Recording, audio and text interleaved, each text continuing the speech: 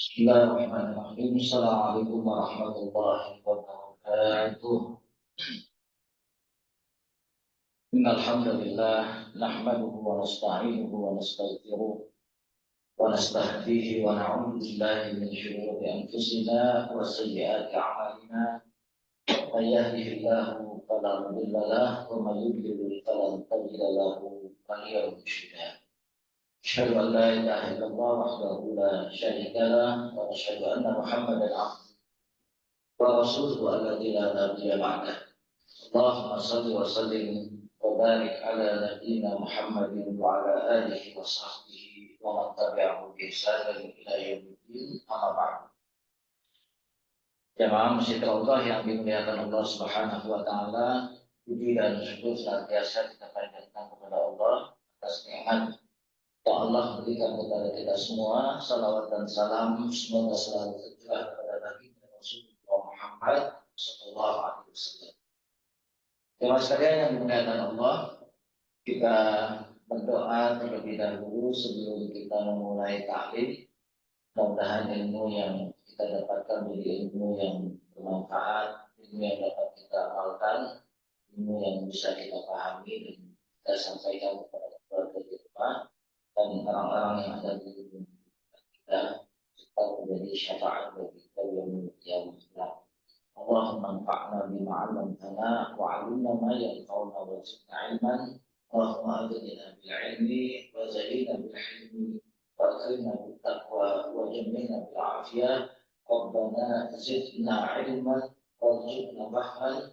Allahumma faqihna fid din wa 'allimna ta'wil. Amin ya rabbal alamin. Jemaah sekalian yang dimuliakan Allah Subhanahu wa taala, ini taklim kita yang pertama setelah bulan Ramadan. Taqabbalallahu minna wa minkum shalihul a'mal. Semoga Allah Subhanahu wa taala menerima segala amal ibadah kita di bulan Ramadan yang lalu, serta menjadi pemicu buat kita untuk meningkatkan, pertahankan apa yang sudah bagus di bulan Ramadan kemarin, sehingga bisa kita tetap jalankan di bulan Syawal dan seterusnya. Insya Allah pembahasan kita pada kesempatan subuh hari ini masih terkait dengan kita bulu-bulu atau transaksi jual beli di dalam kitab Bulughul Maram, hadis yang ke-797 dan 798. Kalau melihat substansi dari hadis yang disampaikan oleh baginda Nabi Shallallahu Alaihi Wasallam dalam hadis ke-797 ini terkait dengan at-tas'ir. Tas'ir itu nanti boleh diterjemahkan sebagai pengendalian harga. Nah, ini kan kalau kita lihat Bapak Ibu sekalian luar biasa nih. Tapi ada satu hal yang menarik ya, yang gambar paling kiri itu bawah, kalau dari kita sebelah kiri. Belum lama ini orang berbondong-bondong mendatangi Antam atau butik-butik Antam, baik yang di Mall maupun yang di mana Pulau Gadung, gitu ya. Tujuannya apa? Berburu emas. Karena harga emas yang luar biasa melambung tinggi, ya. Dalam beberapa bulan ini kenaikannya sudah sangat tidak wajar. Bahkan sudah mencapai titik tertinggi 2 juta lebih ya per gramnya. Bisa jadi sampai akhir tahun kemungkinan mendekati harga 3 juta per tahun. Sehingga orang berbondong-bondong berburu LM logam mulia di Antam. Walaupun ada isu pernah terbit emas palsu kan gitu ya, tapi tidak berpengaruh buat orang yang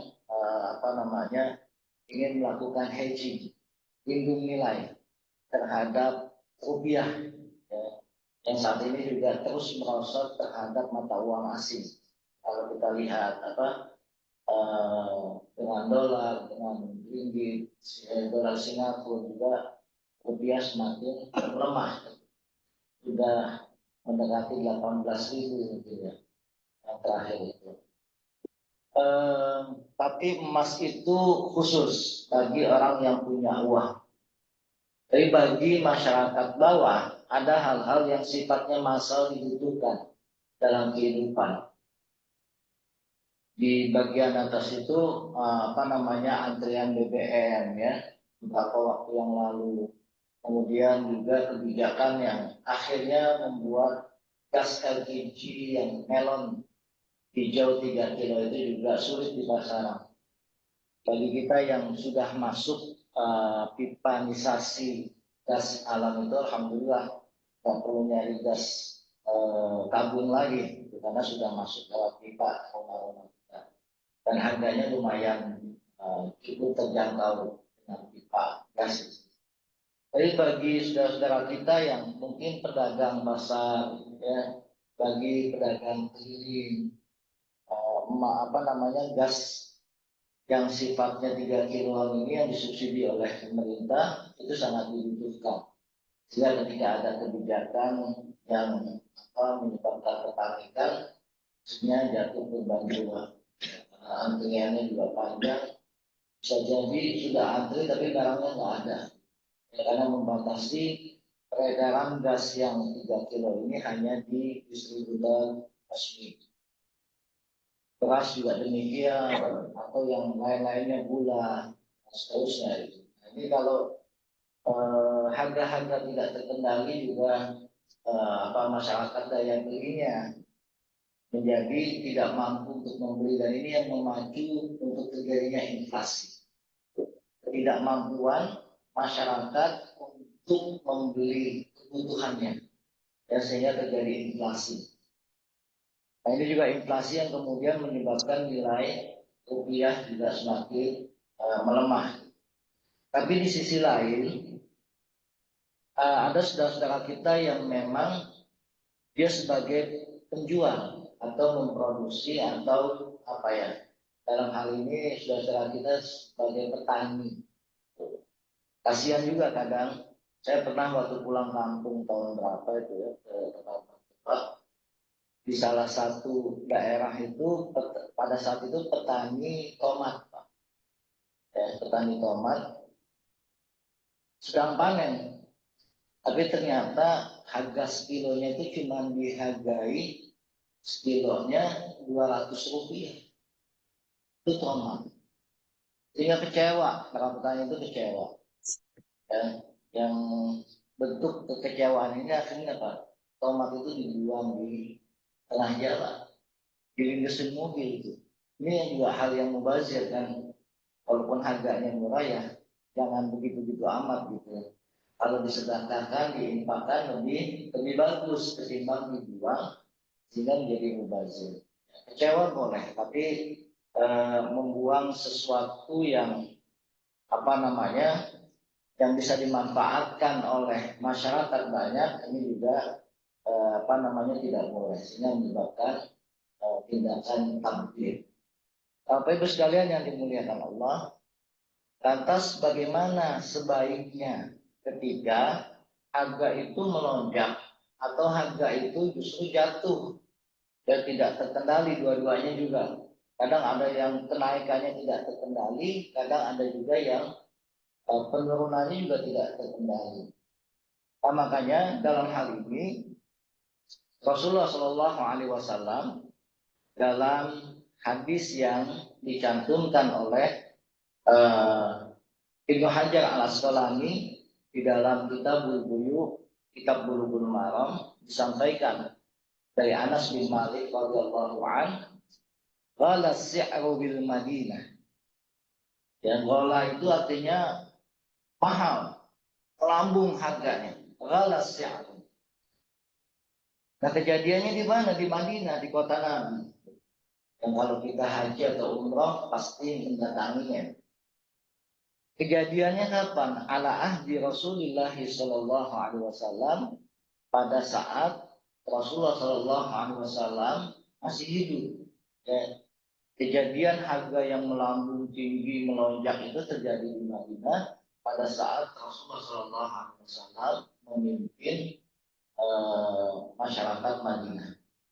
Faqalan nasu, masyarakat yang ketika itu menghadapi harga yang tinggi melambung, mereka mendatangi Rasulullah kemudian mengatakan, ya Rasulullah, qala sa'u, ya Rasulullah, harganya sudah tinggi banget, harga itu sudah tidak terkendali, sehingga kami nggak mampu lagi untuk membeli.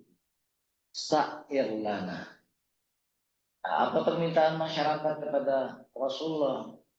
Rakyat Madinah minta apa? Sa'ir lana.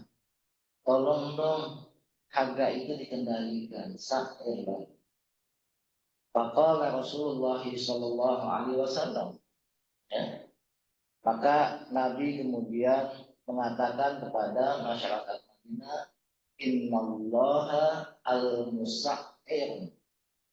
Sesungguhnya Allah lah yang menentukan harga. Al-Qabid. Al-Qabid itu yang menggenggam. Nabi hanya mengatakan Innallaha al-musa'irul Qabid. Allah lah yang menentukan harga, dan yang menggenggam harga itu Al-Basit al-Razzaq. Al-Basit yang membukakan itu pintu rezeki.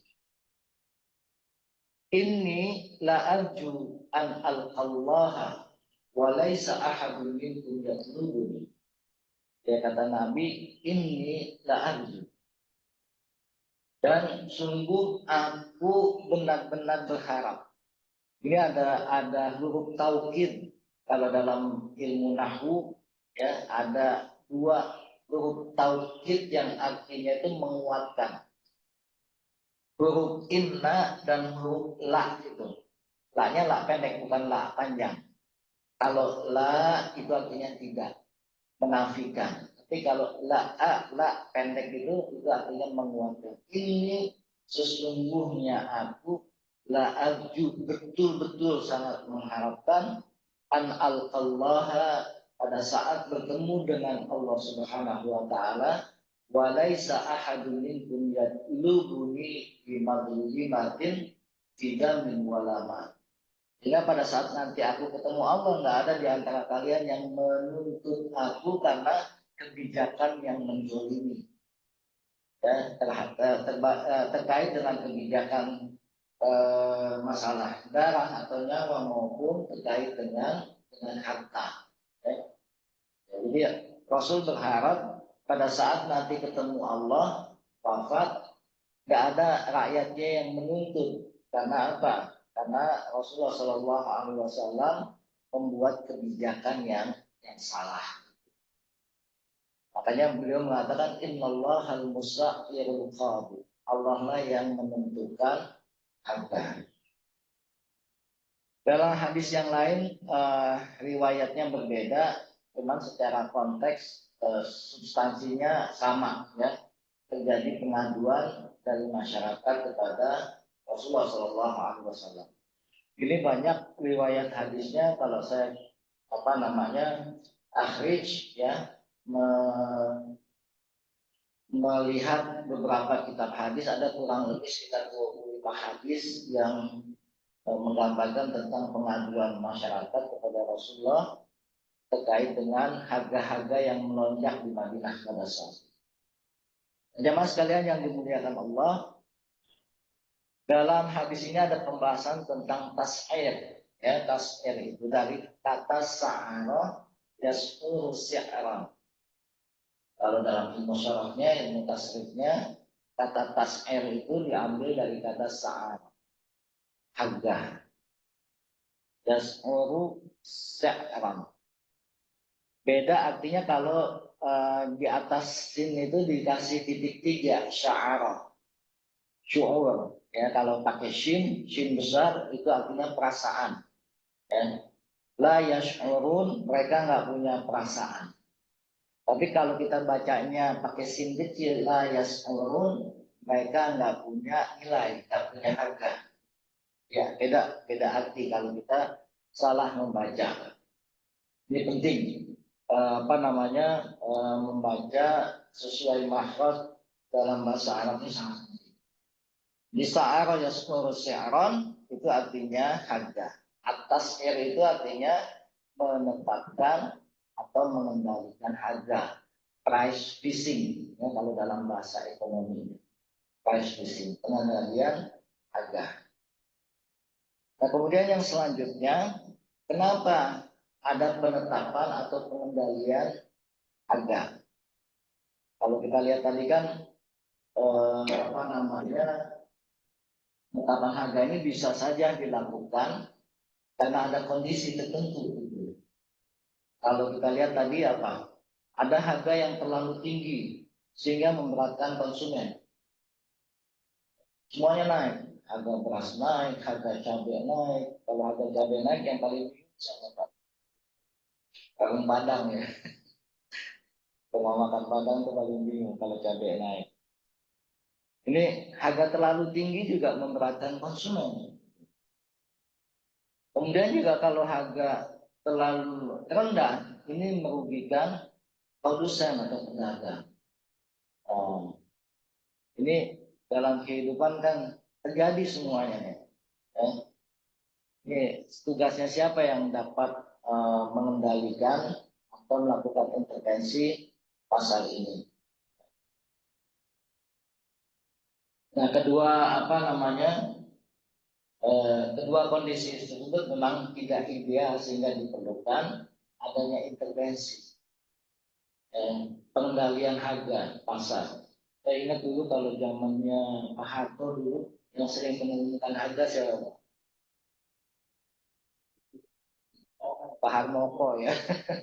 Pak Harmoko itu kalau udah muncul mengumumkan harga cabai keriting sekian, harga bawang merah itu kalau sudah Pak Harmoko muncul apa menjelaskan memberikan harga dan standar. Nah, dalam kondisi terlalu tinggi juga nggak bagus, terlalu rendah juga nggak bagus kondisi. Maka perlu diambil jalan tengah untuk mengendalikan harga. Nah, yang menjadi pertanyaannya, boleh nggak sih mengendalikan harga itu ya di dalam kehidupan ekonomi kita? Nah, di sini ada satu pendapat yang kalau kita lihat sangat sangat bisa kita pakai dalam kehidupan kita. Al-Imam Muhammad Ali Asy-Syaukani dalam kitab Nailul Awtar dia mengatakan pemerintah atau ulil amri ya yang memerintah kaum muslimin itu memerintahkan satu perintah kepada pedagang untuk tidak menjual barang dagangannya kecuali dengan harga tertentu. Lalu melarang lebih dan kurang dari harga tersebut untuk satu kemaslahatan. Jadi ada satu kata yang jadi kata kunci, kemaslahatan. Karena terlalu tinggi nggak bagus, terlalu rendah juga nggak bagus. Ya bisa ada yang merugikan konsumen, ada juga yang bisa merugikan pedagang. Nah, pelaku ini harus dilindungi juga. Ini harus adil. Walaupun kadang yang namanya mekanisme pasar itu tergantung supply and demand-nya. Kalau permintaannya tinggi, sementara supply-nya sedikit, itu harga bisa naik. Itu teori ekonominya begitu. Makanya supply and demand, permintaan sama persediaan barang itu harus seimbang. Ketika barang banyak, tapi demand-nya, permintaannya sedikit, itu juga bisa membuat harga jatuh. Orang yang bisa sama-sama panen, barang banyak gitu kan, sehingga dihargai murah sama tengkulak. Nah, ini juga nggak bagus juga kan itu. Makanya perlu ada yang mengatur. Kalau pendapatnya Muhammad bin Ali Asy-Syaukani dan Al perlu ada yang mengatur mekanisme pasar ini. Nanti bisa dilihat di kitab Nailul Awtar juz kelima halaman 355. Walaupun jamaah sekalian dari hadis yang tadi kita sudah baca ya itu pengendalian atau intervensi pasar ini debatable di kalangan ulama. Ada yang para ulama mengambil secara tekstual hadis Nabi tadi pada saat masyarakat Madinah mengadu, balas ya Rasulullah sahirana, harga-harga melonjak melambung, tolong dong dikendalikan harga itu. Ya. Nah, kelompok yang melarang adanya pengendalian nilai atau pengendalian harga pasar ini mengatakan tasker itu dilarang dengan alasan apa? Dengan alasan surat An-Nisa ayat ke-29. Ya ayyuhalladzina amanu la ta'kulu amwalakum bainakum bil batil illa an takuna tijaratan an taradin. Wahai orang beriman, kata Allah, jangan kalian saling memakan, saling mengambil harta di antara kalian itu dengan cara yang batil. Illa an takuna tijaratan an taradin. Kecuali kalian saling ridho, saling ikhlas dalam melakukan transaksi. Nah, makanya ulama yang melarang tasdir, pengendalian harga ini, intervensi pasar, mengatakan kalau harga dikendalikan, pedagang itu nggak bakal ridho, nggak bakal ikhlas. Karena yang harusnya lagi panen harganya naik nih kan gitu. Dihargai standar aja sama pemerintah misalnya. Ya nggak ridho lah gitu. Ini kata ulama yang berpendapat tidak boleh ada intervensi pasar, tidak ada pengendalian harga. Alasannya kedua, ya, mereka beralasan dengan hadis Anas bin Malik yang tadi yang kita baca di awal. Qala siru ala ahdi Rasulullah sallallahu alaihi wasallam. Harga melambung di zaman Nabi di Madinah sehingga mereka mengatakan sahih. Tolong kendalikan harga-harga tersebut. Nah, Rasulullah Shallallahu Alaihi Wasallam walaupun sudah diminta oleh rakyatnya, oleh masyarakat yang di Madinah untuk melakukan price fixing untuk mengendalikan harga, tapi beliau tidak. Ini yang disimpulkan oleh para ulama yang melarang terjadinya intervensi pasar. Kemudian Rasulullah Shallallahu Alaihi Wasallam menjelaskan alasan tidak mau melakukan price fixing, ya, tidak mau melakukan pengendalian harga, karena bisa jatuh kepada pertindakan perbuatan yang zalim. Kalau sudah sampai ke perbuatan yang zalim, Rasulullah nggak mau. Sehingga beliau mengatakan wa inni la arju an alqa rabbi wa laisa ahadun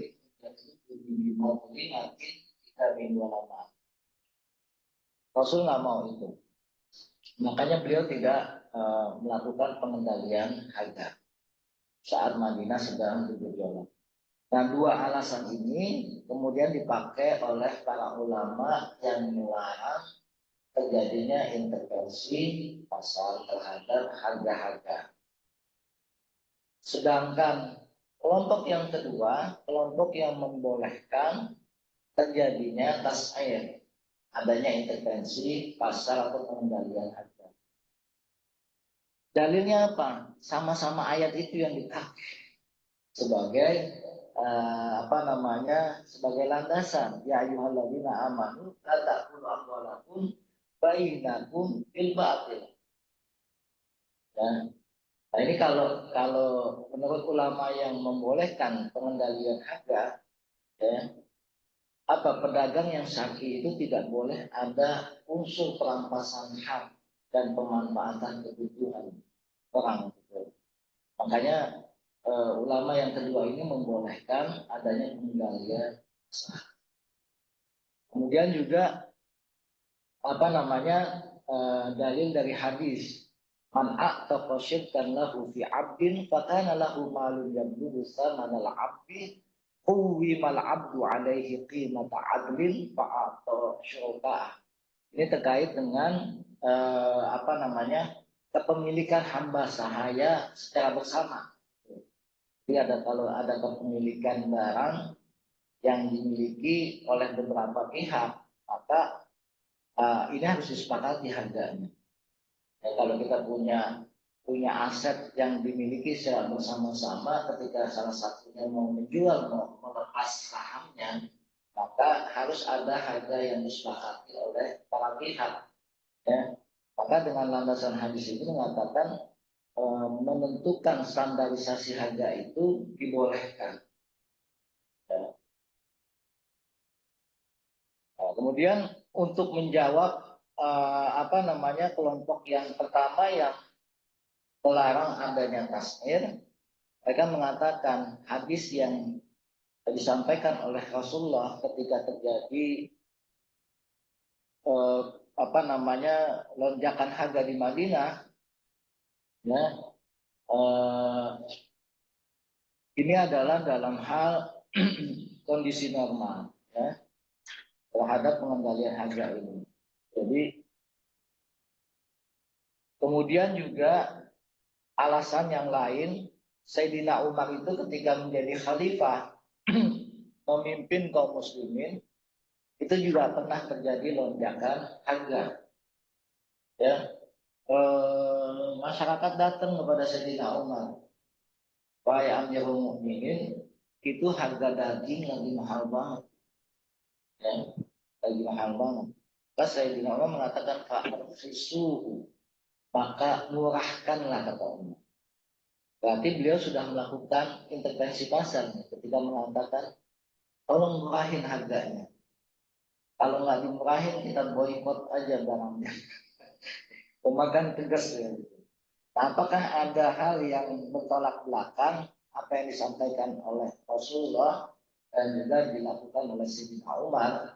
Ya, ini kan seolah-olah Rasul tidak mau melakukan standarisasi harga, tapi Sayyidina Umar melakukan pengendalian harga ketika harga daging itu melonjak mahal. Dan Sayyidina Umar mengatakan fa'ad khisuhu, harganya dimurahin. Kalau nggak mau bodoh, ya, karena ini permainan tukang daging. Permainan tukang daging. Sayyidina Umar tahu itu. Nah, makanya beliau melakukan intervensi pasar. Sebagai khalifah, sebagai pemerintah dan ulul amri, beliau melakukan.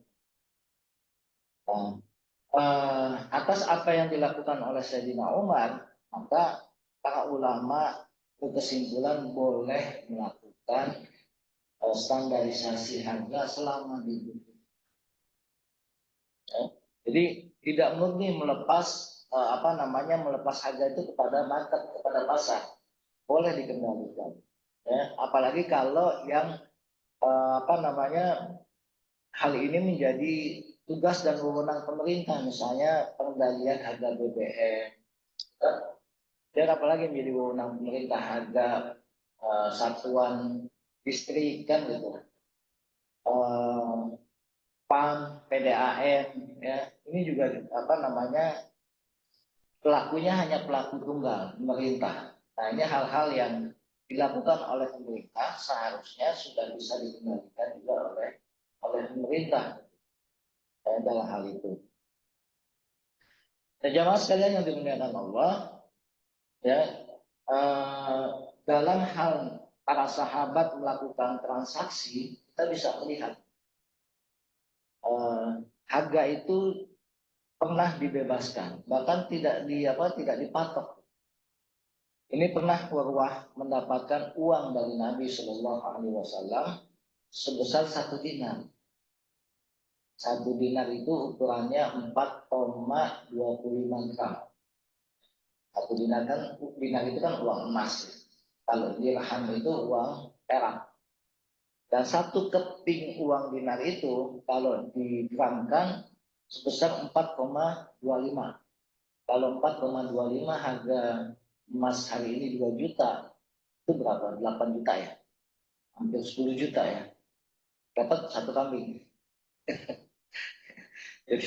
Jadi kambing di zaman Nabi sama kambing di zaman sekarang itu harganya tetap 1 dinar. Bahkan 10 juta tuh dapat gede kan itu kambing itu. Dapat sapi yang kecil lah ya. Ditambahin sedikit dapat sapi yang lumayan.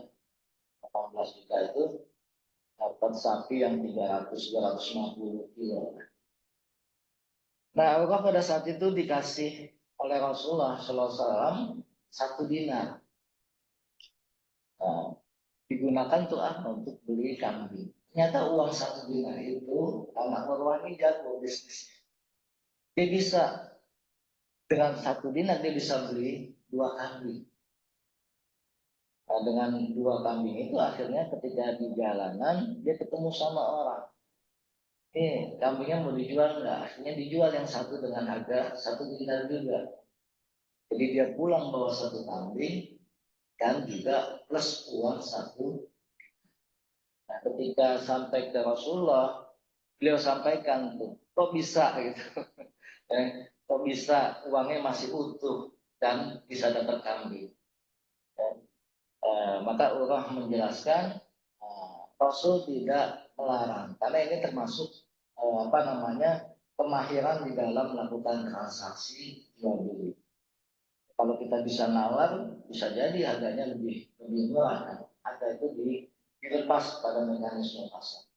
Sambil Nabi mendoakan, ya Allah berkatilah Urwah dan juga bisnis.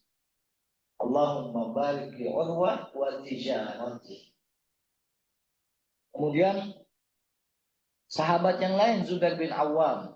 Zubair bin Awam ini juga salah seorang di antara satu di antara 10 sahabat yang dijamin masuk surga. Dia pernah beli tanah, sebidang tanah di awali Madinah, masih di daerah Madinah. Harganya itu 170.000 dinar. Ini berapa miliar tanah itu kalau 170.000 dinar. Kalau dinarnya 4,25 pound, berarti berapa 170.000 dinar pada saat itu. Nah, kemudian berapa Pak Yunus?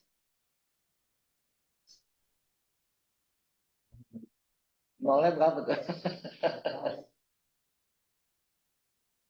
170.000 dinar dia beli tanah di daerah awal.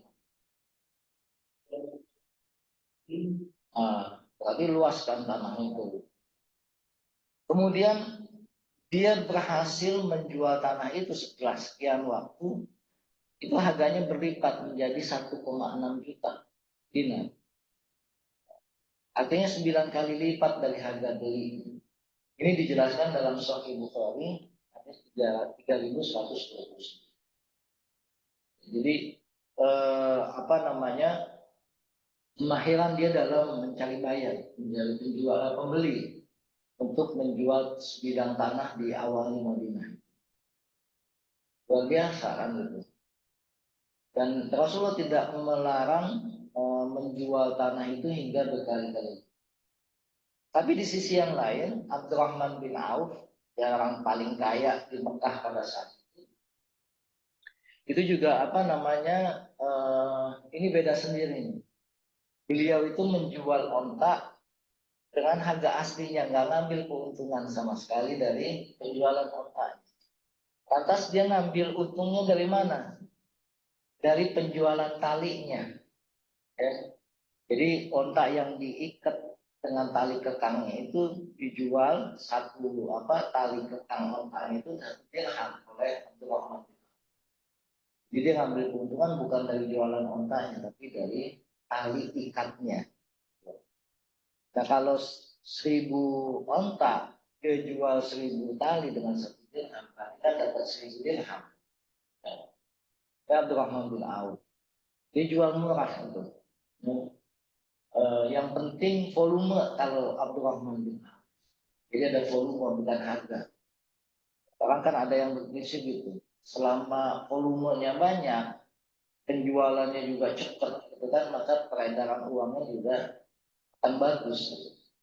Makanya itu yang membuat Abdurrahman bin Auf sebagai konglomerat saat itu, ya, dia bisa mengolah harta kekayaannya. Dan rahasianya apa? Ketika ditanya, kenapa engkau kaya gitu kan oleh sahabat yang lain. Kata Abdurrahman bin Auf, aku nggak pernah nolak keuntungan sama sekali. Jadi kalau memang dagang ada untungnya ya diterima.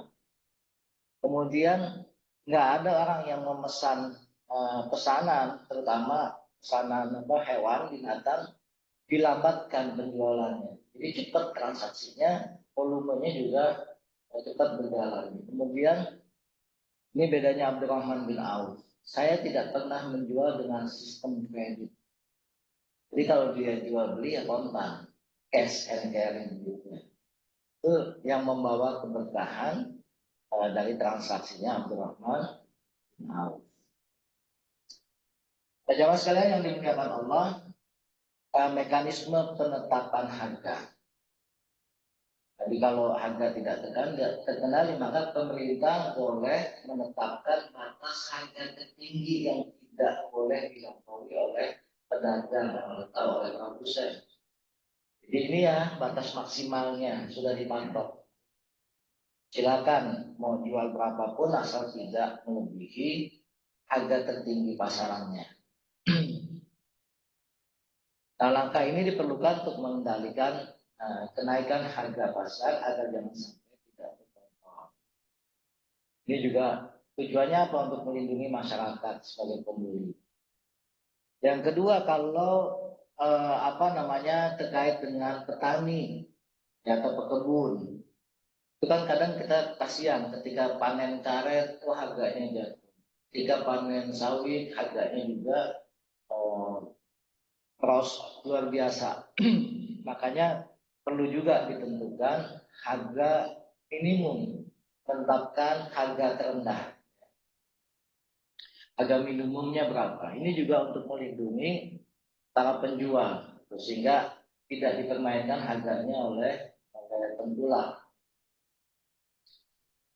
melindungi petani. Atau menetapkan harga tunggal, harga yang ditetapkan oleh pemerintah yang sudah jelas, sehingga tidak ada lagi bagi penjual untuk memasang harga yang lebih mahal atau lebih murah. Apalagi kita di tengah-tengah perang dagang Amerika dan China sekarang. Jadi kan, Amerika netapin harga masuk barang-barang kita masuk ke Amerika itu Indonesia kena berapa? 35, 22 ya. Tapi katanya dinaikin lagi Pak. Bahkan sama Trump dinaikin lagi tuh ya, harga cukainya. Itu juga gila-gilaan Amerika dan China ya, perang dagang. Hanya kita perlu punya pasar sendiri di antara negara-negara Islam. Nah, sehingga bisa kita simpulkan penetapan harga ini diperbolehkan asal dapat menciptakan keadilan baik bagi penjual maupun pembeli. Syekhul Islam Ibnu Taimiyah menegaskan bahwa tas'ir itu diperbolehkan jika merupakan jalan satu-satunya dalam mengatasi fluktuasi harga yang tidak ada. Sebaliknya, beliau melarang tas'ir yang diserahkan sepenuhnya kepada pihak penjual karena akan menimbulkan kesewenang-wenangan. Saat harga fluktuatif nggak terkendali, ya udah pemerintah lepas tangan, terserah penjual dan pembeli lagi. Waktu COVID kan harga masker mahal kan, terus harga O2 ya, oksigen, masker, oksigen itu juga tinggi, karena demandnya tinggi, supply-nya sedikit. Nah, maka apa yang disampaikan oleh Syekhul Islam Ibnu Taimiyah ini jadi pertimbangan. Tas'ir itu diperbolehkan jika merupakan jalan satu. Sayyidina Umar ketika memimpin, beliau melakukan pengendalian harga. Ya, dan itu tidak dilarang. Apa yang dilakukan oleh Khulafaur Rasyidin dibolehkan untuk diikuti. Alaikum bisunnati wa sunnatul khulafaur rasyidin al-mahdi, kata Nabi. Kalian ikuti sunnahku dan sunnah-sunnah para khulafah yang 4, khilafah yang 4. Abu Bakar, Umar, Utsman, dan Ali. Kalau ada kebijakan yang dilakukan oleh 4 khalifah ini boleh dilakukan. Ya. Sayyidina Abu Bakar pernah diusulkan bikin mushaf dan dilakukan. Sayyidina Utsman azan Jumat 2 kali. Ini kan masih khulafaur rasyidin. Sayyidina Umar mengumpulkan orang untuk sholat taraweh berjamaah setelah Rasulullah SAW tidak melakukan lagi, hanya di jam malam. Kemudian Sayyidina Umar juga pernah apa namanya, selepas wafatnya Rasulullah berzakat fitrah dengan uang, dengan timah, dan itu diikuti oleh Ibnu Umar, Ibnu Abbas, Ibnu Mas'ud sampai kemudian zamannya pemerintahan Umar bin Abdul Aziz. Umar bin Abdul Aziz sebagai khalifah pada saat itu juga apa, membuat kebijakan nyuratin gubernur-gubernurnya itu untuk menarik zakat fitrah dengan. Jadi ditetapkan dalam surat edaran Khalifah Umar bin Abdul Aziz itu, surat edaran kalau tarik zakat dengan uang disetarakan sekian. Itu muncul dalam surat edarannya. Nah, adapun keuntungan yang dilarang ini secara umum ya, keuntungan dari bisnis barang dan jasa yang diharamkan. Ini jelas. Tapi alhamdulillah kemarin ketahuan ya 9 makanan yang ternyata sertifikat halalnya palsu atau gimana tuh ya?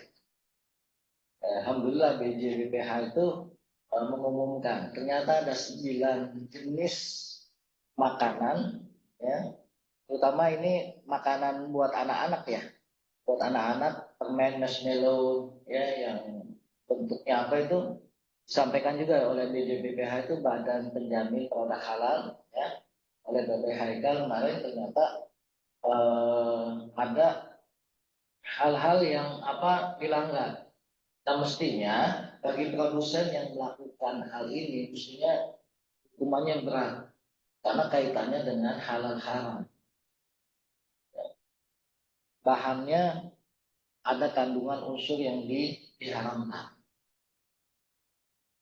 BJPPH itu selalu melakukan evaluasi berkala terhadap ketentuan sertifikasi halal ini.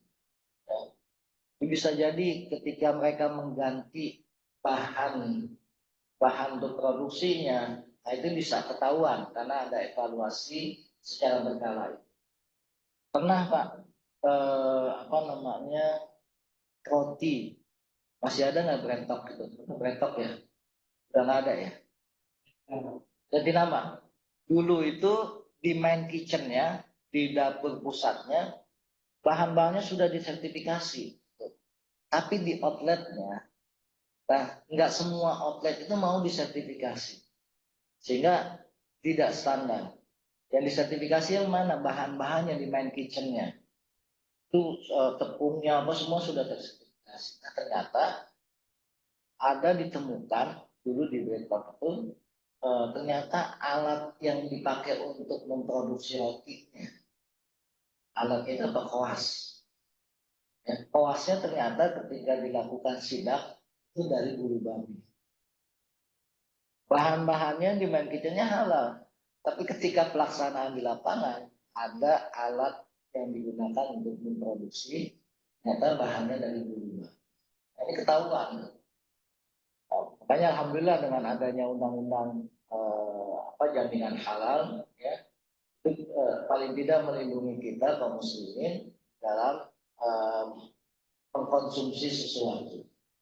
Saya pernah tugas di offshore itu di kapal laut Pak, di kapal apa namanya minyak, hampir salah ambil. Di meja itu ternyata ada hidangan B2 ya, yang khusus untuk tenaga kerja asing yang dari China, dari luar sana. Karena perusahaannya Cina, perusahaan minyak Cina itu. Saya pernah ditugaskan untuk khutbah Idul Adha. Kapalnya luas dan karyawannya banyak di atas kapal. Fasilitasnya mewah. Ada apa? Ada kokinya juga, ada chiefnya buat masak. Alhamdulillah ketika saya mau ngambil ternyata tegur sama chiefnya. So, maaf itu B2 katanya. Tadi satu meja gitu, satu meja sama yang makanan halal. Ini kehati-hatian, alhamdulillah ada yang mengingatkan. Kalau kita ke Bandung, itu banyak ada kulineran yang bahannya juga haram. Ya. Ada yang ngambil apa kuping babinya buat campuran bakso, mie ayam. Kemudian keuntungan margin juga tidak boleh dari tindakan curang dan manipulasi, kemudian dengan cara merahasiakan harga yang aktualnya. Ini kadang Pak, ada orang yang mencegat barang di tengah jalan. Dalam bahasa hadisnya itu talaqi rukbah. Ada orang kampung ketika mau bawa barang dagangannya, dia nggak tahu harga di kota. Cegat di tengah jalan, udah saya belilah harganya sekian. Nah, dia nggak tahu berapa harga yang pasarannya itu. Di marketnya berapa. Sehingga terjadi talaqi rukbah. Dibajak di tengah jalan. Petani itu nggak mendapatkan untung yang sesuai. Atau ada insider trading. Ini biasanya di bursa, insider trading. Bai'un najash.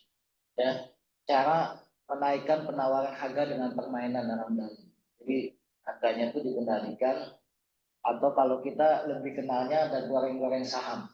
Ya, harga saham yang jelek digoreng, harganya tinggi, nggak taunya selang beberapa hari langsung anjlok. Nah, ini dalam bahasa hadisnya, fikirnya bai'un najash. Dalam bahasa kerennya insider trading. Kemudian juga dengan cara menimbun dan usaha spekulatif. Makanya di hadis yang ke-798 itu bicaranya tentang menimbun, ihtikar. Ya. Jadi mengambil, menaikkan harga dengan cara menimbun barang, dilangkakan dulu nih. Orang lagi butuh masker misalnya, waktu COVID. Oh ternyata barangnya disimpan dulu, nggak dikeluarin. Ketika harganya naik baru dilepas. Nah ini kan jahat. Usaha yang menimbun barang untuk menaikkan harga. Ini Ibnu Hajar tuh meletakkan hadisnya luar biasa. Dari terkait dengan pengendalian harga, di bawahnya disampaikan hadis terkait dengan ihtikar, timbun barang untuk menaikkan harga. Nah, kalau sudah melakukan kejahatan seperti ini, ya itu dosanya berkali lipat. Usahin orang, membuat harga naik, ya bisa jadi perbuatan zolimnya ini zolim merokap. Nah, ini hal-hal yang dilarang bagi kita mengambil margin yang bertentangan dengan syariat. Sampai sini ada yang mau didiskusikan, mana baik yang di masjid maupun yang ada di rumah. Ya,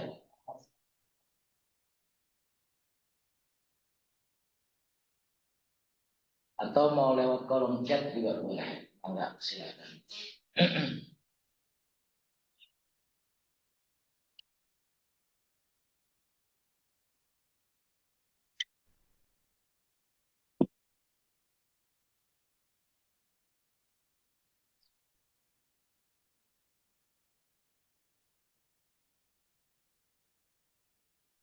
Ya, silakan Pak Ji.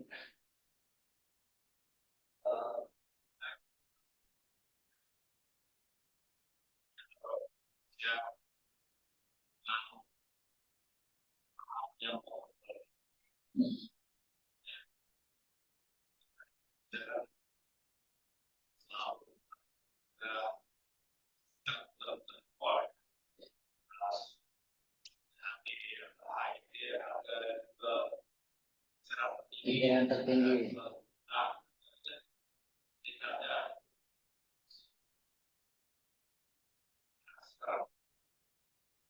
Kenapa untuk harga emas?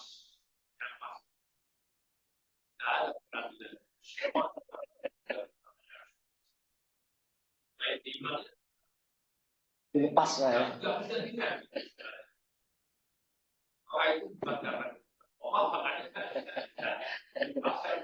Iya.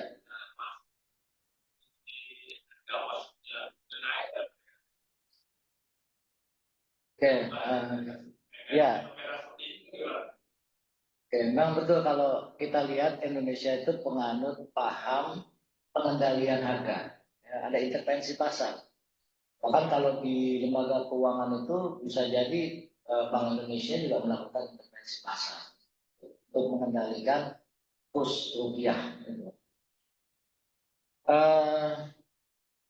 Tapi kenapa harga emas tidak masuk? Sebenarnya tidak masuk yang dikendalikan, tapi dilepas sesuai dengan mekanisme pasar. Nah, karena memang emas itu bukan kebutuhan pokok, ya.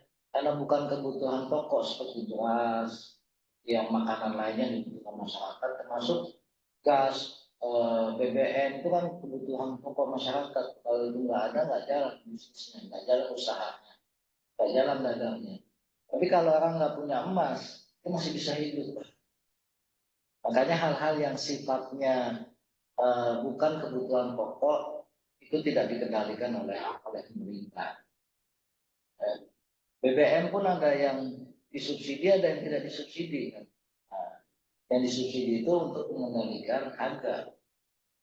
Walaupun kadang apa namanya kewalahan juga pemerintah dalam hal melakukan subsidi terhadap BBM maupun gas. Ya. Karena banyak orang yang sebetulnya tidak layak pakai tabung hijau yang 3 kilo itu, tapi kemudian dia pakai itu. Orang kan biasanya ya begitulah, namanya tabiat ya, udah jadi habit, maunya dapat yang paling murah kan gitu. Bahkan ada mobil yang bagus, canggih, tapi pakai petalit. Itu kan padahal merusak mesin kan ya, merusak mesin. Jadi kalau saya melihat kenapa emas nggak dikendalikan harganya, karena dia bukan kebutuhan pokok masyarakat, sehingga dilepas kepada mekanisme pasar. Ya, Ustaz, kan tadi ada yang mana yang jadi penetapan harga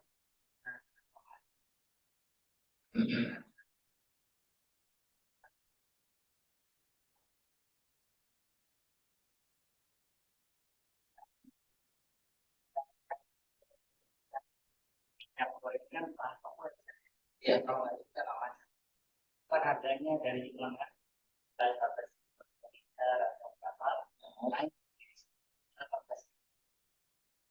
Yang diketahuinya kalau punya bisa Pak Eko ya kita beli yang potongan kan biasanya gitu kan kan urusan tapi dalam beberapa tahun terakhir kan harga ini kan turun yang ini CPO-nya. nah, kan menurunkan tapi sesama mereka ini saling kartel saling apa dijaga supaya harga tetap 40.000 per 2 liter tapi supaya barang merek-merek tertentu kalau kita saya perhatiin misalnya minggu ini yang potongan si ini minggu kedua si ini oh kita tinggal perhatiin aja sudah kayak bisnis mainan mereka aja jadi harga itu di maintain mereka di Papong ya 40.000 per 2 liter ya padahal kan harus bisa turun nah itu kayaknya negara bisa sengaja karena apa harga kalau kita perhatikan sekarang kasat matanya mereka itu struggling mereka di dalam negeri udah kayak raja aja ngatur negara kita gitu. Harga CP kalau kita lihat harga saham itu turun begini cuma mereka saling kartel aja minggu ini sih merek ini juga merek ini potongan jadi udah kayak apa kan gitu. Ya memang apa namanya salah satu yang mengendalikan harga di Indonesia itu para kartel. Bisnis para kartel ini kan luar biasa. Masuk salah satunya tadi minyak goreng. Nah, disinilah kelemahan pemerintah sebetulnya. Jika mereka nggak bisa mengendalikan para kartel pemain ini, mereka main sendiri. Baik, Yulis bilang tadi pemerintah absen di situ, sehingga harga dikendalikan oleh para produsen dan oleh pemerintah. Nah ini yang bisa menyebabkan kezaliman. Padahal CPO-nya turun, tapi harganya tetap terjokol di situ. Tapi gaya-gayanya gitu potongan begini sih Atau bisa jadi dia malah memproduksi minyak murah. Nah, itu kan cara dia kemudian berdagang. Cara dia berdagang, ada produk yang premium, ada kemudian produk yang di bawah premium.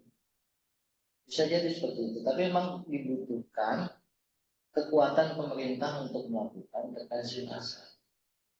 Kalau kita lihat yang tadi, pemerintah absen di situ.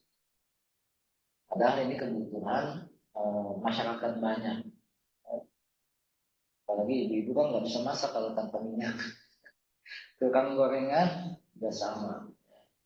Dan perlu, kalaupun nanti yang mengendalikan, jadi dikendalikan sama ulil amri, sehingga harganya bisa masuk buat masyarakat, tapi tidak merugikan produsen.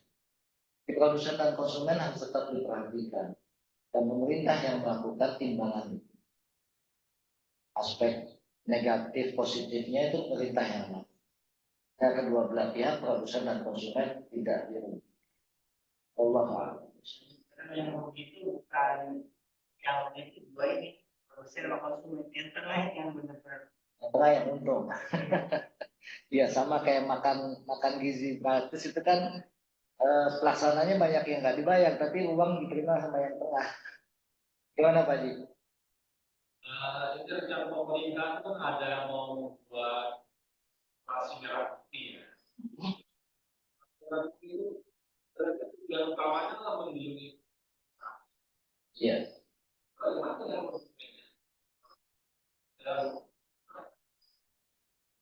Melindungi para petani, karena memang petani kan selama ini pihak yang dirugikan oleh siapa? Oleh orang yang di tengah, tengkulak, bukan oleh konsumen, oleh tengkulak.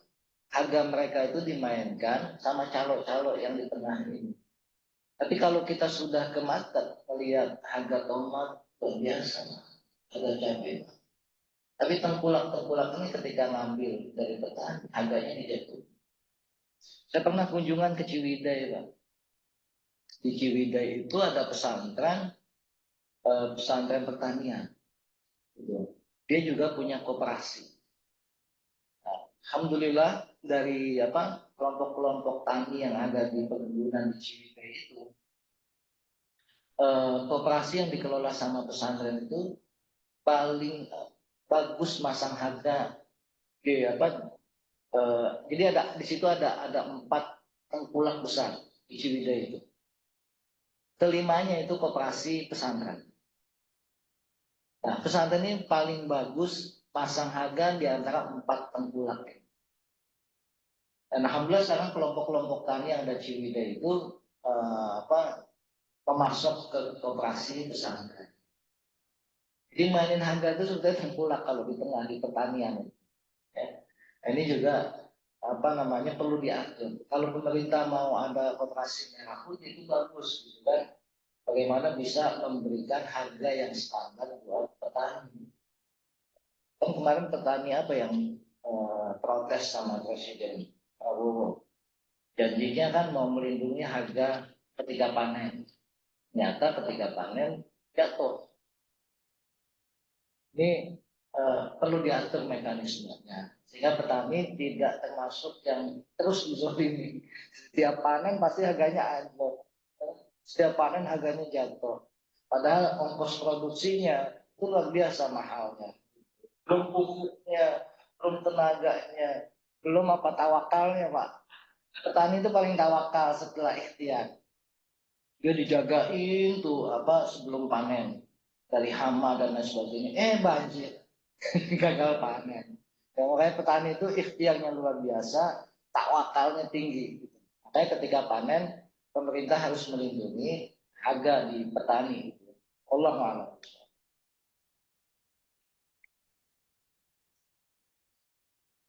Baik, kalau tidak ada lagi kita cukupkan. Yang di online ada masukan, ada diskusi. Kalau tidak ada kita kita tutup dengan alhamdulillahirabbil alamin.